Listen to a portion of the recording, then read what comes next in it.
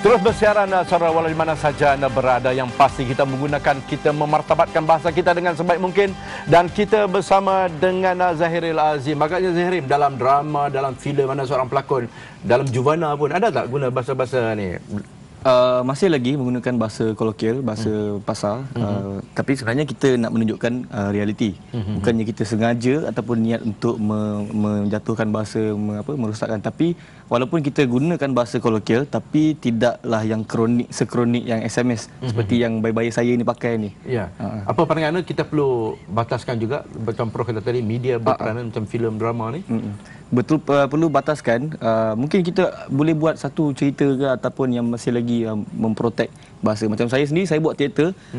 Perbezaannya bila saya buat drama, realitinya masih gunakan bahasa kolokvial, tetapi bila saya buat teater, kami gunakan bahasa yang sepenuhnya, bahasa yang apa itu. Kalau dari berhubung dengan tunang macam mana ayat? Biasa ayat ringkas. Ringkas SMS macam dia tak ada, tapi tak ada tambah-tambah macam fancy lah. Cinta sekarang kan. Baik, kalau kita lihat Facebook itu, Gendang Gendut kata short form nak jimatkan kredit Prof, ada senyum kat situ. Bahasa yang paling suka digunakan masa kini ialah kita orang. Saya bila dengar mereka berkata kita orang ni rasa macam nak marah. Kami bukan ke lagi sedap bila dengar. Dan Gagak Derima tak salah kalau guna bahasa SMS, tapi pastikan bahasa SMS yang digunakan difahami oleh orang lain. Kalau untuk berinteraksi melalui saya, tiada isu yang timbul. Baik Prof, kalau kita lihat Prof kata ada 10 benda yang nak cakapkan di hasil berkajian, mungkin secara pantasnya. Terima kasih. Dalam kajian saya yang lepas-lepas selama beberapa tahun ini, saya telah mengkategorikan kod singkatan SMS ini kepada 10 kategori. Jadi kategori pertama itu yang mudahnya ialah yang kategori lazim. Kategori lazim ni biasa kita jumpa.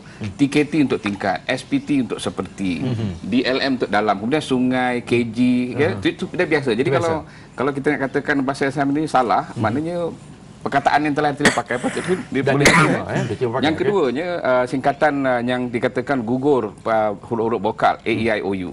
Asal usul bahasa ni bila diromankan, dia boleh berdiri tanpa ada vokal. Kalau Jawi macam Cik Aziz selalu baca ayat Quran, baca hadis, dia bahasa Melayu ni, dia tulis Jawi, dia tidak ada vokal. Misalnya salam, sim lam mim, jalan, jim lam nun, dia tidak ada vokal. Jadi kemudian boleh hidup sendiri huruf-huruf dikatakan huruf konsonan ni. Jadi kalau orang tulis saya nak pergi makan, dia berikan NKN, maknanya boleh difahami. Orang baca Jawi, yang faham Jawi, dia boleh faham SMS ya. Dan seterusnya ada beberapa kategori lain yang saya anggap sebagai bukan merosakkan bahasa, tapi misalnya bahasa kolokvial. Dia kata awak sayang tak mak? Jadi budak tu kata cayang mak, dia kata. Jadi tak guna sayang kan, dia kata cayang mak kan, cayang cangat, dia kata. Jadi hal-hal begini sebenarnya boleh diterima dalam bahasa yang tidak formal. Dia tidak boleh disalahkan jika benda tu digunakan dalam komunikasi berbentuk personal lah. Jadi yang lain tu saya ada tulis dalam blog saya sendiri di supianhusin.wordpress.com. Di sana boleh saya telah boleh tengoklah. Dan yang menarik juga ada perkataan-perkataan yang dalam bahasa SMS ni digandakan. Ini yang menarik ya. Saya rasa ada kebaikan juga. Misalnya kita kata tertiba. Kita tak kata tiba-tiba, kita ada kekadang. Baik, kalau kita boleh terima tertiba, kekadang ni dalam SMS, kalau kita bandingkan dengan bahasa puisi ya, dia ada daun-daun ditulis dengan daun. Jari-jari ditulis sebagai jejari. Jadi kalau kita guna kiasan itu, maka perkataan misalnya tiba-tiba boleh jadi tertiba, boleh jadi rama-rama jadi rerama, kadang-kadang boleh jadi kekadang. Dan dia tidaklah sampai menjatuhkan atau menghilangkan jati diri bahasa Melayu. Sedangkan bahasa orang putih kita ambil dimelayukan, misalnya komitmen, ataupun standard, ataupun inovasi. Jadi kalau ada perkataan yang boleh kita raikan, cantikkan, kayakan bahasa Melayu ni, mungkin Dewan Bahasa, Jabatan Linguistik, karyawan dan juga beberapa badan-badan yang terlibat dengan isu-isu bahasa ni boleh melihat sumbangan kreativiti dalam SMS ni membantu dalam mengkayakan lagi sebenarnya. Dan ini melestarikan bahasa kita. Kalau kita lihat sekarang ni, adakah masyarakat di tahap keliru, gusar kerana dengan apa yang berlaku ni? Kerana adakah ini merosakkan bahasa atau menyalahi etika kita nak berkomunikasi? Okey, dia ada dua perkara yang perlu kita pisahkan. Satu, adab dalam berkomunikasi. Satu lagi, penulisan bahasa SMS dalam konteks formal atau tidak formal. Jadi adab dalam berkomunikasi ni kita kena beritahu anak-anak kita lah, remaja, bahawa bila kita berkomunikasi secara formal, tulislah dengan bahasa yang baik, nahu yang bagus. Jadi misalnya dalam laporan akhbar baru ni ada seorang pensyarah dikatakan rasa kecewa kerana pelajarnya hantar SMS yang bahasa dia tak faham.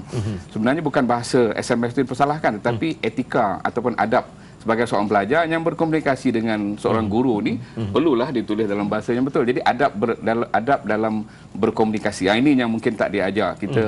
Kita beri teknologi tapi adab dalam menggunakan teknologi itu tidak diajar. Mungkin bahagian tu yang perlu ditekankan. Kalau kalau SMS saya tak boleh, memang saya tak guna bahasa pendek. Memang kalau khatul istiwa lah saya akan tulis penuh. Jadi anda bagaimana selalu? Kadang-kadang ada perkataan yang saya tulis penuh, ada perkataan yang saya tulis ringkas. Asalkan dua-dua pihak tu bila komunikasi itu berjalan dua hala. Dua-dua faham, saya okey. Sayang sekali masa kita juga agak singkat seperti SMS juga. Mungkin pesanan anda kepada rakan-rakan di luar remaja kita. Sebagai orang muda dan saya ingin bersuara untuk orang muda jugalah. Kalau kita ni berbahasa tu biar berkena dengan tempat.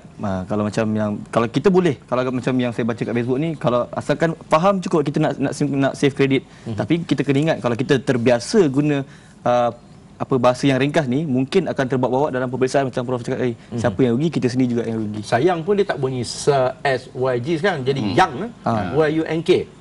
Yang. Baik Prof, secara kesimpulannya apa yang kita bincangkan pada malam ini. Parasik bahasa sebagai orang yang sentiasa akrab buat kajian mengenai bahasa SMS. Baik, pertamanya kita jangan menghukum bahasa SMS itu sebagai satu yang salah dalam konteks formal. Dalam konteks tidak formal maknanya tidak kesalahan. Tapi kalau konteks formal, konteks tugasan, konteks komunikasi yang formal maknanya memang dianggap sebagai salah. Dalam masa yang sama kita perlu juga melihat kebaikan-kebaikan yang ada dalam perkembangan SMS ni yang melestarikan bahasa, yang menjadikan bahasa kita diterima secara lebih meluas. Saya kata perkara ini perlu dipertimbangkan oleh ahli bahasa dan juga orang awam. Baik, kita harap ini kita berbincang secara wajar dan bahasa kita akan terus dapat dimartabatkan bukan sahaja di dalam alam kita, bahkan di seluruh dunia hendaknya.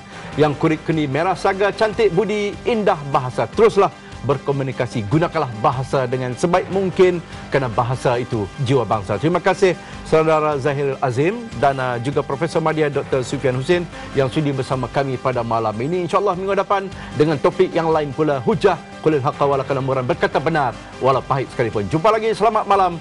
Senyum selalu, tidur lena hendaknya.